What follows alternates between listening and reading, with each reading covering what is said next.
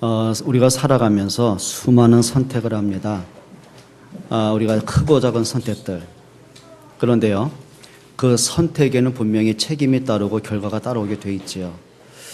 이게 결과를 보면서 응답받는 사람, 성공하는 사람들의 그 선택은 다른 게 있어요.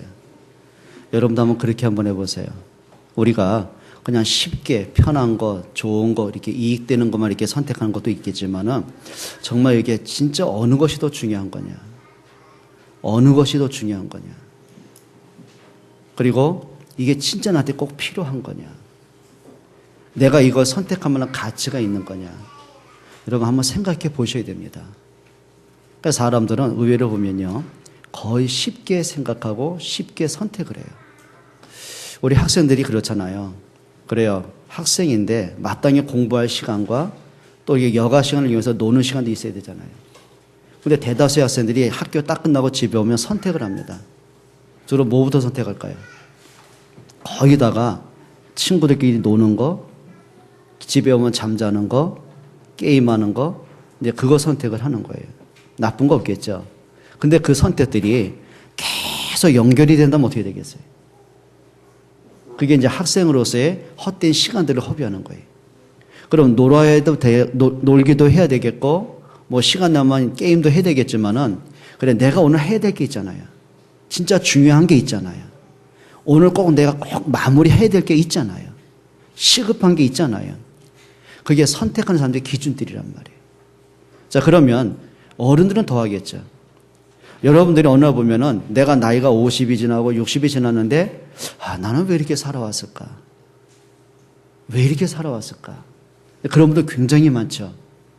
어떻게 보면은 거의 이 땅의 인구 가운데 80% 이상이 그 후회를 거의 안고 살아가는 거예요. 내가 다시 젊어질 수 있다면 이렇게 살면 안 좋겠는데. 그런 거 많죠, 우리가. 그게 뭐냐면 정말 이게 중요한 거냐, 꼭 필요한 거냐, 이게 그럴 만한 가치가 있는 거냐, 그 선택을 하셔야 돼요. 자, 그러면 우리가 그런 선택도 중요하지만 인생에서 가장 중요한 선택이 있습니다. 오늘 본문에 보면 모세의 나이가 이제 120살이 됩니다. 이제 하나님께 부름받을 시간이 된 거예요. 그럼 자기 인생을 돌아볼 거 아닙니까? 120년의 긴 여정을 돌아볼 거 아닙니까? 그럼 모세의 나이 120년 동안에 자기가 너무너무 안타까운 것, 정말 중요한 걸 잃어버리고 살았던 시절이 있었어요. 그게 태어나면서부터 80세가 될까지였어요. 애굽에서 자라면서 애굽의 문화를 보고 교육을 받고 자라면서 한 가지 잃어버린 거예요. 뭐 잃어버렸겠습니까? 하나님이 가장 중요하게 해주신 피의 언약을 잃어버린 거예요. 그럼 모세는 레위 지파 출신이잖아요. 지금 말하면 목사 자녀고 모태 신앙을 갖고 있잖아요. 조상 때부터 수십 대에 걸쳐온 신앙인의 가정이잖아요. 그럼 모세가 성경에 대한 내용을 모르겠습니까? 6월절 양의 피 사건을 모르겠습니까? 아는 거예요. 그런데 모세는 정작 자기 인생 가운데 언약 없는 인생을 사는 거예요. 언약 있어요. 말씀 알아요. 여자의 후손이 누군지, 노아의 방주가 어떤 의미인지 이 의미를 알고 있는 거예요. 그런데 실제 자기의 마음속에는 그 복음에 대한 믿음과 확신과 능력이 전혀 없는 인생을 사는 거예요. 자, 그러다가 40살이 되어가지고 살인자가 되고 이제 쫓김을 당합니다. 그게 80세가 되도록 40년을 은둔생활을 하는 거예요. 그러면서 자기 인생을 돌아보니까 참 후회된 시간들이 있잖아요. 근데 왜 그때 그걸 몰랐을까? 내가 왜 그 말씀을 놓쳤을까? 왜 하나님이 주신 그 유일한 언약 피의 복음을 몰랐을까? 그리스도의 십자가의 사건을 내가 왜 몰랐을까? 왜 우리 민족이 400년 넘게 노예가 됐는데 그 노예된 이유를 내가 왜 못 찾아냈을까? 그래, 우리 민족이 출애굽할 수 있었는데 내가 왜 그걸 모르고 방황을 했을까? 예, 자기 인생을 돌아볼 거 아닙니까? 자, 그러고 보니까 자기 후배들에게는 내가 실패하고 살아왔던 걸 그대로 따라오게 하면 안 되잖아요. 그래서 오늘 모세가 유언을 남기는 내용들입니다. 그럼 몇 가지를 한번 찾아봐야 됩니다. 첫째입니다. 모세가 그냥 자기가 정리된 것을 유언을 남긴 게 아니라 하나님이 나에게 주신 명령이 있잖아요. 자, 이렇게 보면 됩니다.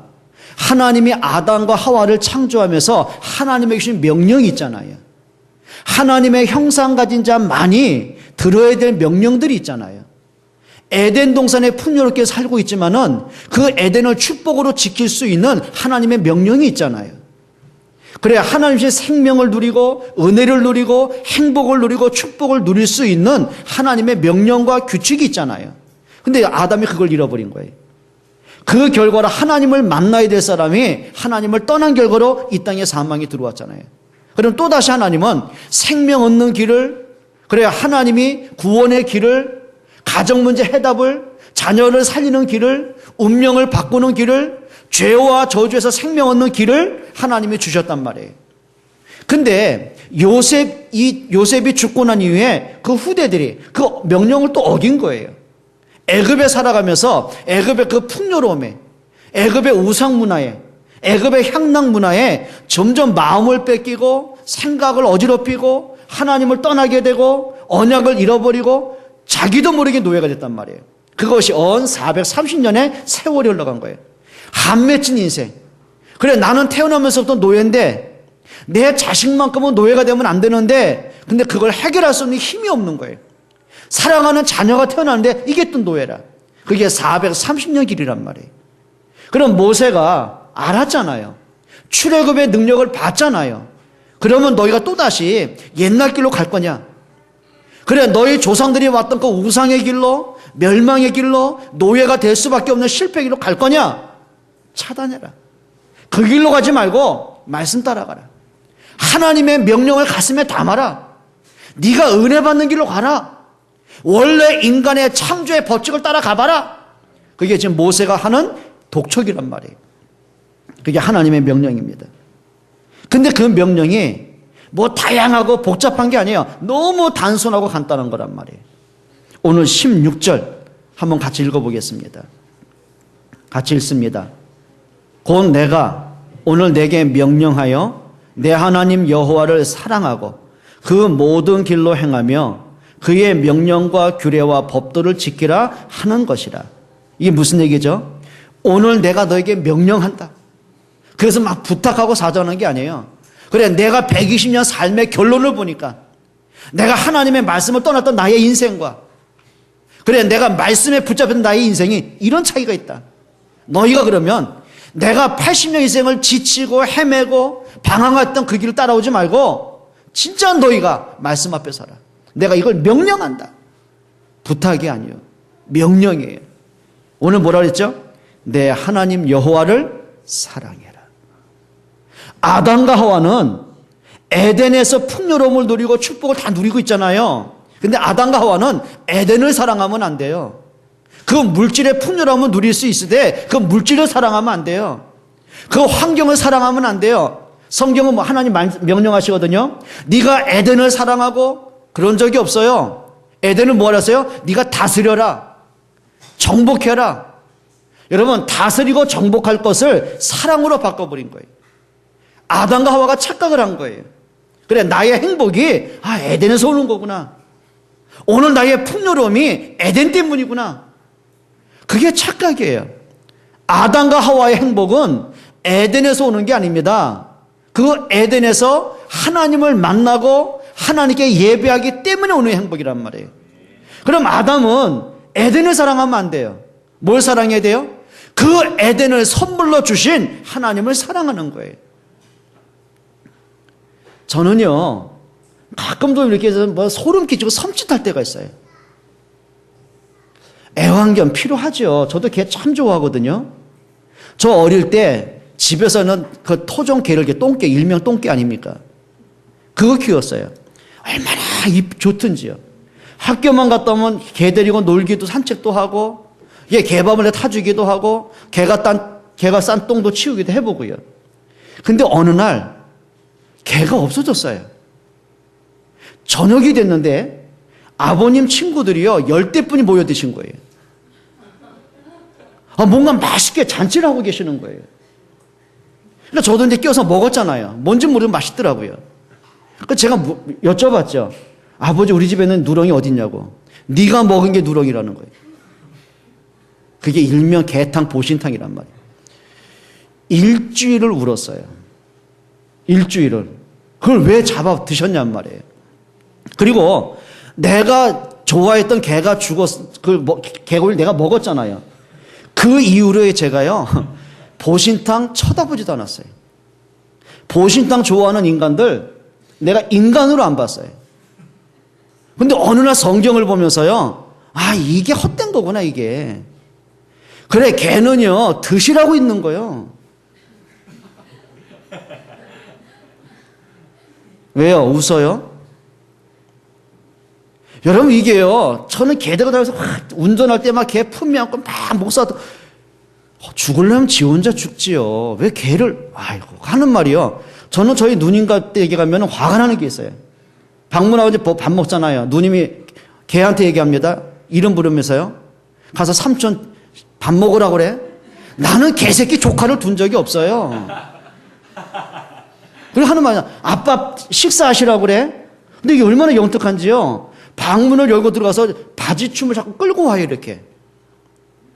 내가 볼 때는요, 우리 누님이 10달 동안 개 품은 적 없어요.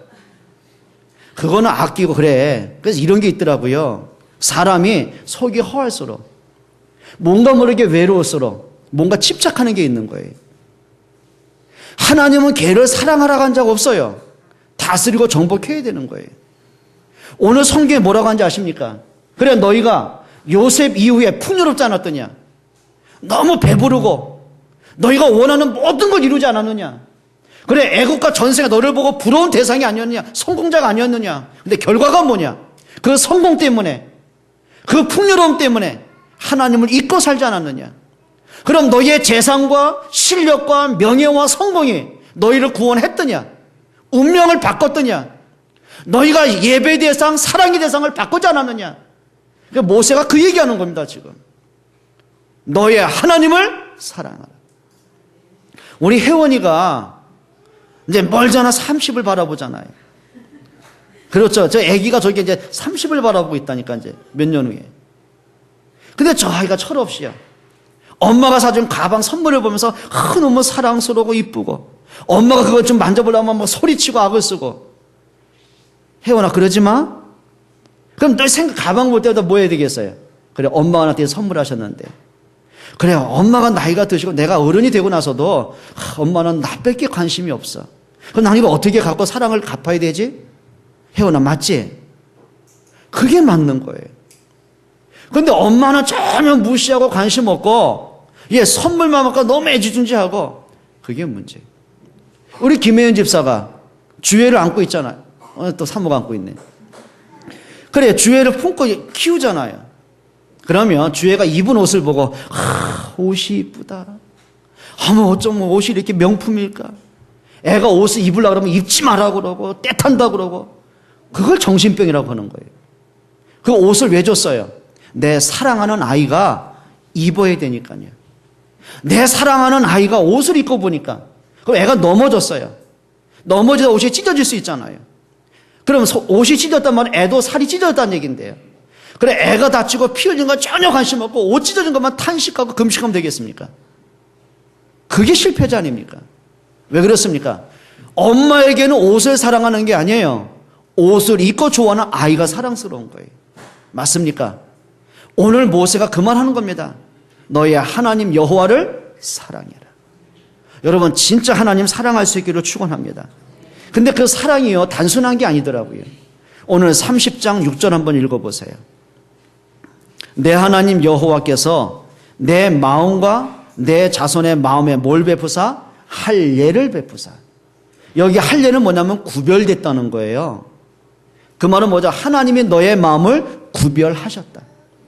자, 하나님 입장에서는 하나님의 은혜를 주시고 하나님이 사랑을 베푸시고, 그래요, 하나님이 너를 선택하셨고, 그리고 사람의 입장에서는 그 마음의 구별이 뭐죠? 그래, 내가 이 땅에 사는 동안 진짜 말씀을 가까이 하고 하나님께 예배하고, 그게 구별된 거란 말이에요. 그러면 내가 하나님 앞에 구별된 이 마음을 어떻게 사랑할 거냐? 그게 오늘 6절입니다. 베푸사 너로 마음을 다하며 뜻을 다하여 내 하나님 여호와를 사랑하게 하사 너로 생명을 얻게 하실 것이다. 한번 보세요. 여기 어떻게 사랑하라고요? 내 마음을 다하여, 뜻을 다하여. 힘을 다하여 내 하나님을 사랑하라. 여러분, 마음을 다 한다는 게 뭐예요? 마음을 다 한다는 게 뭐예요? 두 가지 이렇게 보시면 될 거예요. 예를 들면 엄마의 입장에서 어디 가서 맛있는 걸 먹어요. 대접을 받았어요. 그러면 아이고, 이 자식아 안 데려오기 천만다행이다. 이 녀석 데려왔으면 내가 먹을 건 못 먹을 텐데. 그럽니까? 마음에 가는 거예요, 이게. 이거 우리 애가 좋아하는 건데. 옷가게를 가는데요, 너무 이쁜 옷이 전시되어 있어요. 걸려 있어요. 어떤 생각 듭니까? 어떤 생각 듭니까? 이거 우리 애한테 어울릴 텐데. 저거 사주면 좋을 텐데. 그래 안 해요? 여러분들 안 그래요? 우리 김장 안 그래요? 그러면 이렇게 고개 좀 끄덕여 봐요, 좀.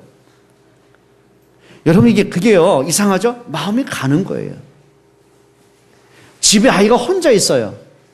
그래, 혼자 오랜만에 떨어지니까 내가 마음껏 어디 여행 가요? 아니요, 마음이 가는 거예요. 이 녀석이 밥은 먹었는지, 집에 제대로 있는지, 마음이 다 가게 돼 있는 거예요.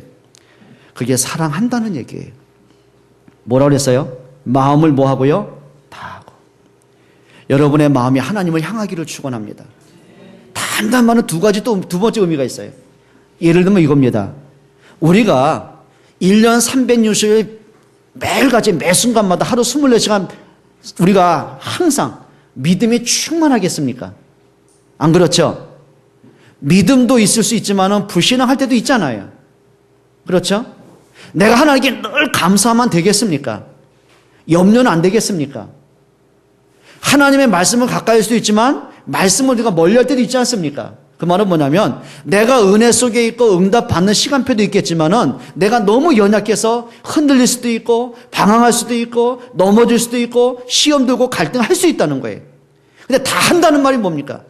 내가 믿음으로 있을 때나 불신앙이 들 때나 그래도 뭐라는 얘기죠? 하나님을 사랑하라는 얘기예요. 이렇게 보면 되는 거예요. 베드로가 주는 그리스도라고 고백했을 때나 베드로가 예수님을 부인하고 배신하고 도망갔을 때나 예수님은 변함없이 베드로와 함께 하셨어요. 그를 찾아가셨어요. 그래, 믿음을 고백했던 베드로나 믿음을 저버리고 배신했던 베드로나 예수님 마음에는 동일하게 변함이 없었어요. 오히려 연약할수록 더 찾아가셨고 더 용서하셨고 더 위로하셨고 더 확신을 주셨어요. 그게 답이에요. 그걸 이렇게 보면 될 거예요. 엄마 아빠 입장에서 아이가 건강할 때나 애가 아플 때나 그래야 말을 잘 듣고 있을 때나 말썽쟁이로 있을 때나 변하지 않는 건 하나 있어요. 그 아이를 사랑하면 변함이 없는 거예요. 그게 뭐라고요? 마음을 다하여. 우리 옆에 분과 인사하세요. 마음을 다하여 사랑하세요.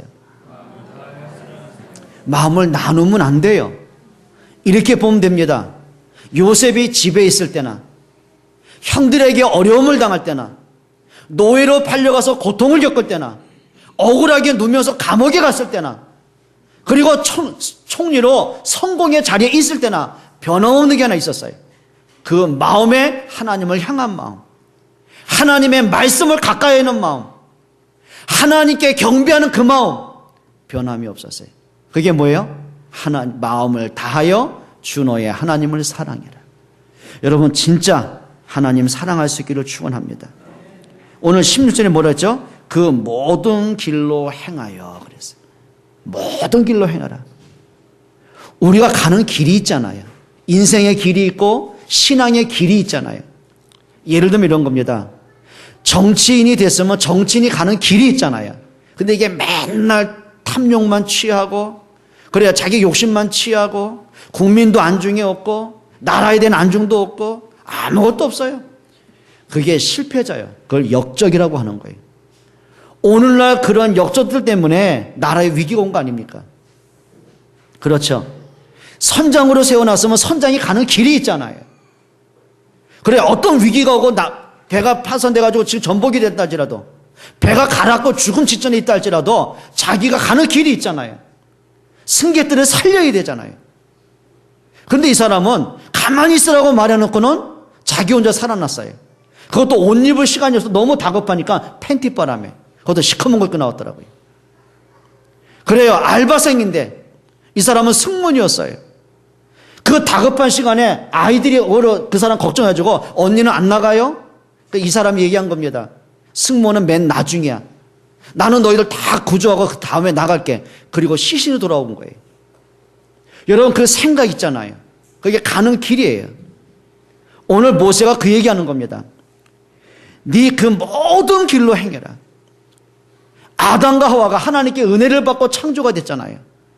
에덴 동산은 엄청난 축복을 다 받고 누리잖아요. 그럼 아담과 하와가 가는 길이 있단 말이에요. 그런데 하나님을 경배하고 예배하는 게 그 인생의 길이잖아요. 그런데 말씀이 멀어지기 시작했어요. 사단이 하는 그 유혹이 달콤하게 느껴지기 시작했어요.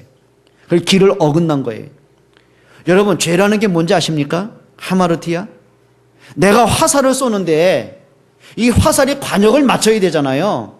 근데 화살이 관역으로 안 가고 어긋나가는 거예요. 그래서 죄가 뭐냐면 관역에서 벗어났다, 그게 죄예요. 회개가 뭡니까? 우리가 무슨 어릴 때 뭐 하고 그걸 얘기하는 게 아닙니다. 진짜 회개는 뭔지 아십니까? 하나님을 떠난 내 마음이 하나님께 돌이키는 거예요. 늘 불신앙으로 가던 마음이 하나님의 말씀 앞에 서는 거예요. 그걸 회개라고 하는 거예요. 그게 그 길로입니다. 근데 하나님이 하나님을 떠나 어긋난 그 아담의 길, 멸망의 길로 가고 저주의 길로, 실패의 길로 가던 그 아담을 다시 길을 정해 주셨어요. 그게 언약이에요. 복음이에요. 메시아 그리스도예요. 자, 근데 그 길을 그 자손들이 따라가야 되잖아요. 근데 가인은 제 길로 가버렸어요. 말씀 관심 없어요. 내가 기준이에요. 그게 실패 인생이에요. 근데 아벨이 그 길을 따라가요. 말씀 따라, 예배 따라, 하나님의 언약 따라. 근데 가보니까 그게 응답이라. 이렇게 보면 됩니다. 자, 사단이 욥에게 원하는 게 하나입니다. 야, 너 그래도 하나님 믿을 거냐? 너가 하나님 믿었는데 된 게 뭐 있냐? 네가 하나님 믿는데 자녀는 왜 죽었냐? 네가 하나님인데 병은 왜 들었냐? 아, 재산 문제 왜 왔냐? 너 그래도 하나님 믿을 이유가 있냐? 그게 사단의 길이거든요. 그걸 유혹이라고 하는 거예요. 그걸 미혹이라고 하는 거예요. 근데 욥이 정했어요. 그 입으로 여호와께 범죄치 아니하니라. 그냥 믿음 한번 지켜보자가 아니에요. 욥은 확신이 있었어요. 그래, 주신 자도 여호와시라면 거두신 자도 여호와가 아니냐. 하나님의 절대 주권이었어요. 근데 웬일입니까? 그게 다른 사람볼 때 미련하잖아요. 어리석잖아요. 네가 그러고도 하나님 믿을 이유가 뭐냐고 비방받을 수 있잖아요. 근데 그 가는 그 길이 하나님이 함께하는 길이고 하나님이 인정하는 길이고 그게 응답의 길이 되어지는 거예요. 욥기서 42장 이렇게 말합니다. 하나님이 그게 갑절의 축복을 주신 거예요. 욥이 갑절의 축복을 받았기 때문에 됐다는 게 아니에요. 축복을 받을 수밖에 없는 길을 간 사람이에요. 여러분 믿음 선택하셔야 됩니다. 말씀 따라 가셔야 됩니다. 진짜 은혜 받기를 축원합니다. 교회 안에도 보면은요, 자꾸 교회를 어지럽히고 불신앙하는 길로 가는 사람들이 있어요. 그게 아간과 같은 사람이고, 그렇죠? 그게 고라와 같은 사람이고, 그게 디오드레베 같은 사람이란 말이에요. 구약에도 있었고 신약에도 있었고 지금도 있단 말이에요. 자, 그럼 우리가 믿음의 길을 갈 겁니까? 불신앙의 길을 갈 겁니까? 사람을 살리는 길을 갈 겁니까? 사람을 죽이는 길로 갈 겁니까? 이제 선택을 하셔야 되는 거예요. 여러분 하나님 앞에 서시기를 축원합니다. 그리고 16절 이렇게 말합니다. 그의 명령과 규례와 법도를 지켜라. 하나님의 명령은 말씀입니다. 규례와 법도는 하나님의 말씀입니다. 이렇게 하세요. 말씀 따라가 보세요. 이럴 수도 있잖아요. 예를 들면 요셉에게 분명히 창세기 37장에 하나님의 해와 달과 11배 절하는 약속을 하시잖아요. 근데 그 현실은요, 정말 이게 하나님의 뜻이 맞을까 할 만큼, 왜 말씀하고 현실이 너무 안 맞지? 고민이 될 만큼 계속 문제가 오는 거예요. 아니 그 언약을 받은 뭐 가족끼리 화목을 한다던데 뭔가 증거가 와야 되잖아요. 근데 가정은 더 깨졌어요. 형들로부터 더 어려움을 당했어요. 계속 미움을 당하고 시기를 당하고 견제를 당하고 형들이 심지어는 죽이려고까지 하는 거예요. 실제 구덩이에 던졌어요. 안 죽고 있으면 끄집어내고 노예 상인들에게 팔아버렸어요. 인간으로서는 할 수 없는 짓거리를 한 거예요. 자, 그 시간은 13년. 긴 시간을 노예로 있습니다. 그리고 누명을 또 써요. 감옥에 가는 거예요. 아니 이게 1년 안에 끝나면 되는데 언제 끝날지도 모르는 거예요. 근데 요셉에게 분명한 게 하나 있었어요. 말씀 따라갔어요. 근데 시간 지나고 보니까 그게 잘한 거예요. 여러분 정말 부탁드립니다. 말씀 앞에 서시기로 축원합니다. 자꾸 내 기분대로, 감정대로, 분위기 따라, 여론 따라 누가 이런 말하고 저런 말하면 흔들리지 말고요. 하나님 말씀 앞에 서세요. 자꾸 여러분 감정 따라가지 말고요. 말씀 앞에 서세요. 그래서 사람이요. 기분 나쁜 감정, 서운한 감정, 오해된 감정에 딱 잡히면 어떻게 돼요? 그럼 100%가 아닙니다. 300% 실패하게 되어 있습니다. 그 감정에 묶여서 하는 말들은 100%가 헛소리밖에 안 되는 거예요. 여러분 이렇게 보면 됩니다. 이스라엘 백성이 홍해 앞에서 100% 자기 감정에 묶인 거예요. 아, 이제 죽었다. 그러니까 죽었다라는 생각 드니까 어떻게 돼요? 막 두렵잖아요. 그러고 보니까 누가 원망돼요? 자기들 애굽에서 구해낸 모세가 원망되는 거예요. 그건 원망하면 안 돼요, 그때는. 불평하고 불신앙하면 안 돼요, 그때는. 그때는 이렇게 보면 됩니다. 그래, 하나님이 우리를 애굽에서 건져내시고 왜 홍해까지 인도하셨을까? 홍해 앞에서 우리가 하나님 앞에 어떤 것을 선택할 것인가? 말씀 앞에 한번 서봐야 돼요. 아니 하나님이 끝까지 홍해 때 홍해 빠뜨려 죽이려고 인도했겠습니까? 아, 이렇게 보면 되는 거예요. 부모된 여러분이 자식을 낳았을 때 애를 고통스럽게 일부려 먹고 돈 벌어오게 만들고 그렇게 애를 죽이려고 낳습니까? 아니요. 부모의 전 삶을 가지고 자연을 축복하기 위해서 낳은 거예요. 사랑하기 위해서 낳은 거예요. 맞죠? 아니 하나님이 애굽에서 건져냈을 때 고통받기 위해서 아니지 않습니까? 일단 첫 번째, 애굽에 살면서 굳어진 체질을 버려라. 애굽에 살면서 너희가 각인된 거 버려라. 그 애굽의 우상문화, 불신앙의 문화, 노예로 살면서 실패된 근성 버려라. 그리고 그게 세례입니다. 그걸 바울이 그렇게 본 거예요. 고린도전서 10장 5절에 이렇게 말합니다. 하나님은 왜 이스라엘 백성 홍해를 건너게 하지 않느냐? 세례받게 하기 위함이다. 세례. 조상 때부터 어떤 430년 동안 노예된 근성. 내가 태어나면서 살아오면서 노예로 찌들리고 병들고 막 숨 막히고 언약 잃어버렸던 불신앙의 근성 버려라. 그리고 가나안 땅을 향해 들어가라. 하나님의 능력을 봐라. 그거거든요. 근데 볼 걸 못 봤어요. 버려야 될 걸 또다시 붙잡았어요. 하는 말입니다. 애굽으로 돌아가자는 거예요. 그게 뭐냐면 말씀 놓친 사람들의 모습들이거든요. 한번 따라 합시다. 말씀 앞에 서자.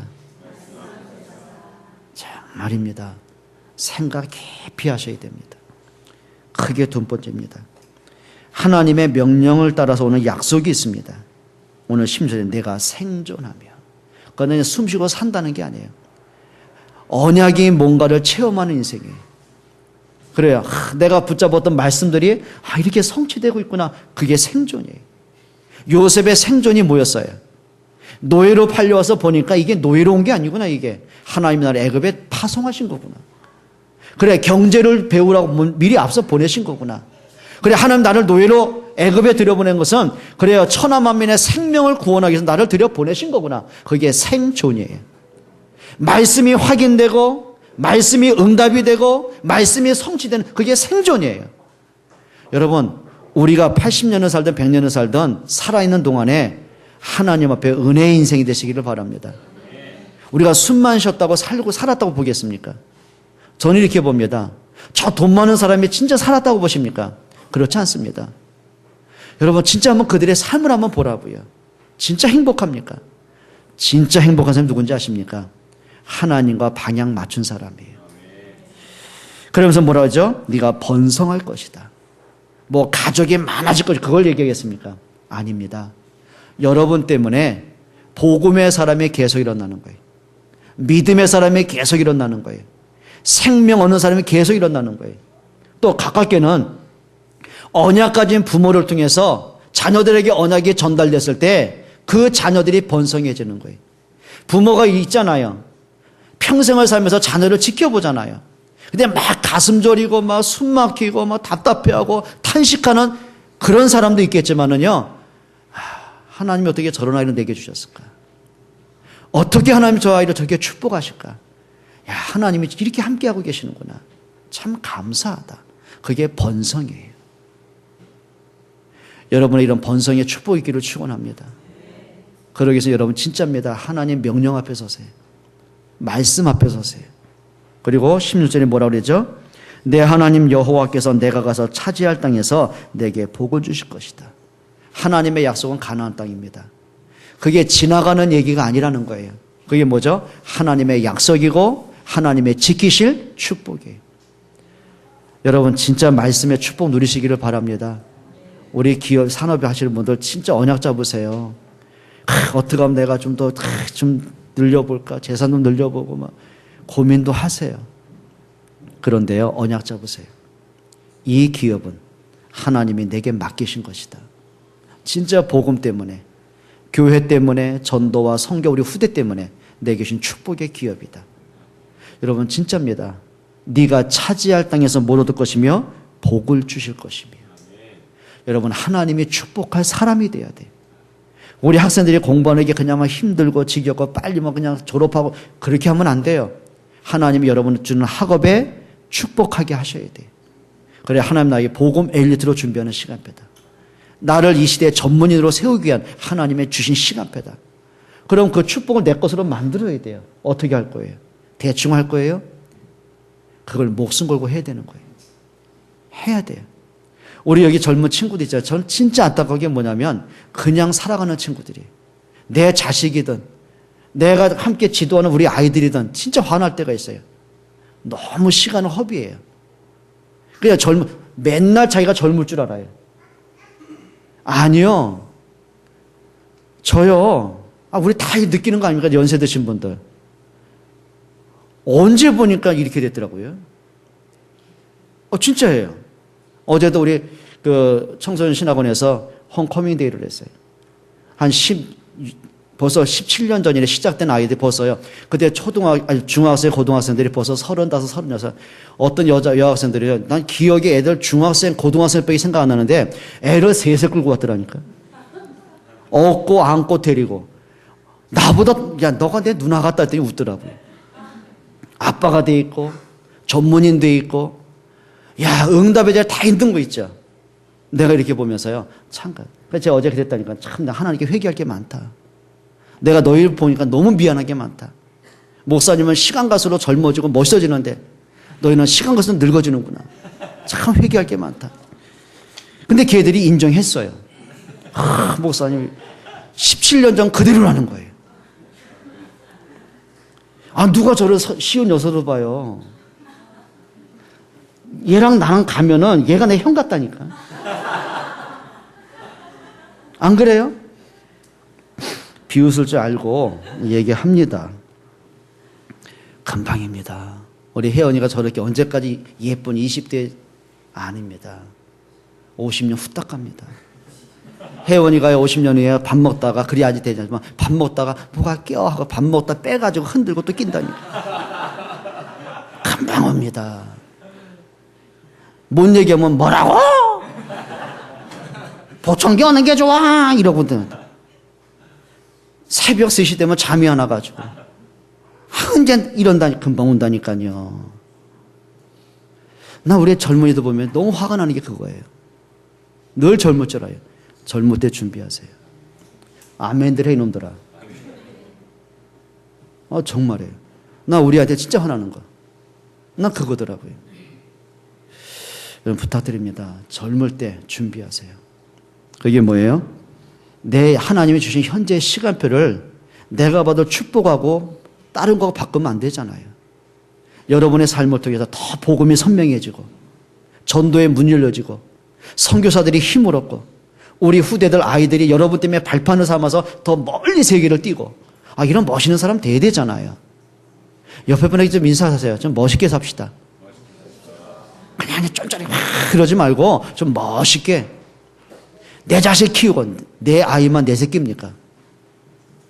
아니잖아요. 우리 후대를 진짜 우리가 멋있게 좀 도와줘야 되잖아요. 그러니까 저는 진짜 안타까울 때가 그때가 있더라고요.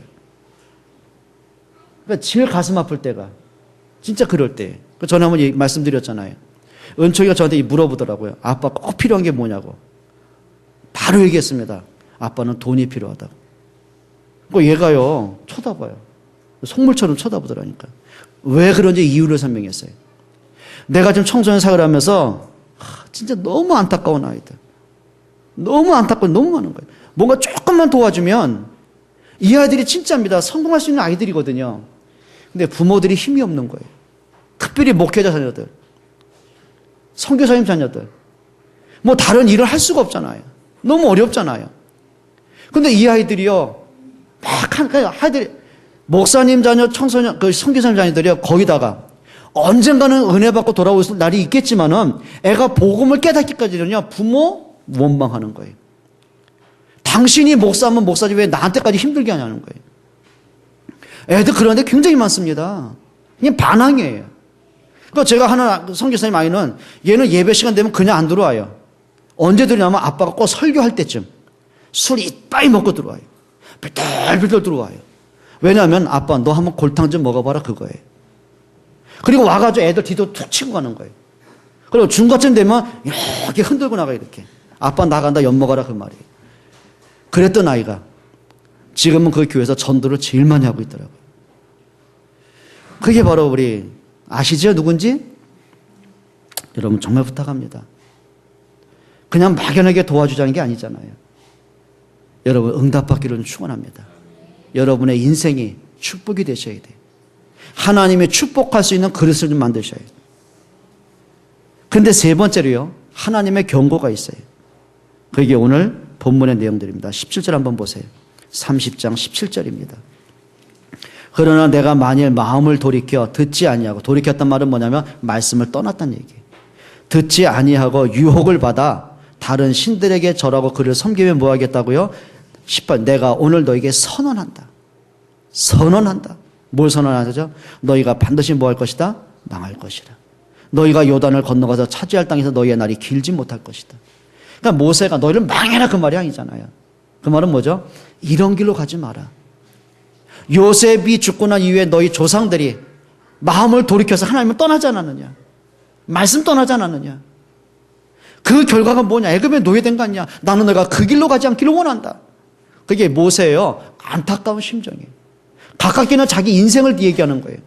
내가 80년 동안 실패했던 경험이 있지 않느냐? 너희는 나를 따라오지 않기를 원한다. 말씀 따라가라. 우리 가끔요, 여럿이 모이면 뭐 점심 내기 할 때 그런 거 하잖아요. 뭐 음료수 내기 한다든지. 못하게 해요? 사다리 타기 하죠. 그러면 사다리 타게 되면 맨 밑에 보면은 벌칙이 있잖아요. 누구는 뭐 여기는 얼마. 1등은 뭐 꽝 이렇게 무료 이렇게 하잖아요. 그럼 딱 덮고서 찍잖아 이렇게. 뭔 말이 몰라요? 알죠? 찍잖아요. 그럼 찍어요. 근데 몰라요 우리는. 근데 내가 선택한 그것은 반드시 뭐가 있어요? 결과가 있어요. 그 내가 선택을 찍어놓고는 어떻게 해요? 딱 사다리 타고 내려가니까는 이게 10만 원짜리라. 내가 이걸 찍어가지고 찍어서 내가 내려간 데 보니까 공짜라 이게. 할렐루야잖아 이게. 여러분 찍었는데요. 선택했는데 결과는 반드시 따라오는 거예요. 여러분 인생을 선택을 하잖아요. 오늘 내가 선택한 것, 믿음이든 불신이든 선택을 하잖아요. 원망이든 감사든 선택을 하잖아요. 내가 분쟁이든 화목이든 뭔가 선택을 하잖아요. 부모는 자녀를 키우면서 늘 선택을 하고 학생들 늘 선택을 하잖아요. 근데 선택을 딱 했을 때는요, 결과들은 따라오게 되는 거예요. 이제 모세가 그거 얘기하는 겁니다. 후회할 일은 선택하지 마라. 탄식할 일은 선택하지 마라. 그러면서 역사를 얘기하는 겁니다. 너희 조상들이 갔던 길을 한번 봐라. 그 길로 가지 마라. 우상의 길, 멸망의 길, 육신의 길, 복음을 떠난 길로 가지 말고 하나님 앞에 서라. 여러분 진짜 하나님 앞에 서시기를 바랍니다. 마지막 결론입니다. 그것이 20절입니다. 내 하나님 여호와를 사랑하고 그의 말씀을 청종하며 또 그를 의지하라. 그는 내 생명이시요 내 장수이시니 여호와께서 내 조상 아브라함과 이삭과 야곱에게 주리라고 맹세하신 땅에 내가 거주하리라. 자, 19절에 생명을 선택해라. 여러분 언제든지 복음 선택하세요. 여러분 하루 중에 예배부터 선택하세요. 기도를 선택하세요. 말씀을 선택하세요. 여러분 그렇게 되기를 바랍니다. 그 걸음에 있죠. 내가 말씀을 선택하고 예배를 선택하고 그래야 복음을 선택하고 가는데 가다 보면 요셉처럼 어려움도 올 수 있고 문제도 올 수 있잖아요. 때로는. 근데 진짜 바른 선택한 사람은 그 모든 문제는 축복입니다. 그걸 얘기하는 거거든요. 여러분 인생에 진짜 복된 인생이 되시기를 주의 이름으로 축원합니다. 기도하겠습니다. 하나님께 감사를 드립니다. 하나님의 말씀 앞에 서기를 원합니다. 하나님 앞에 서기를 원합니다. 믿음에 선택하길 원합니다. 우리가 바로 보게 하시고 바르게 선택하게 하시고 바른 길로 가게 하여 주옵소서. 우리에게 영안을 여셔서 진짜 봐야 될 것을 보게 하시고 들어야 될 걸 듣게 하시고 선택할 걸 바르게 선택할 수 있는 지혜와 분별력을 주옵소서. 예수 그리스도의 이름으로 기도합니다.